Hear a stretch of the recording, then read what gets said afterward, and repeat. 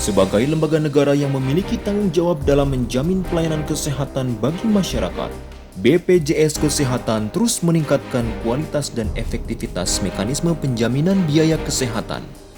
Pada Senin 22 April 2021, telah dilakukan kick-off pengelolaan program JKN KIS yang transparan dan akuntabel melalui penguatan kapabilitas verifikator.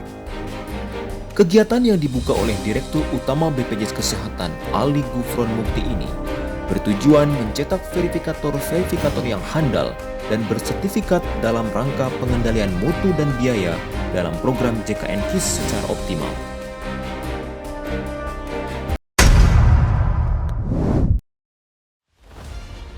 Senin, 26 April 2021, Dirut BPJS Kesehatan Ali Gufron Mukti bertemu dengan Direktur Jenderal Anggaran Kementerian Keuangan Isa Rahmat Tarwata untuk membahas sejumlah hal terkait anggaran dan implementasi pengelolaan keuangan, khususnya tahun anggaran 2021. Pertemuan ini juga dihadiri oleh Direktur Keuangan dan Investasi, Bapak Arief Wicaksono, dan Direktur SDM dan Umum, Bapak Andi Afdal.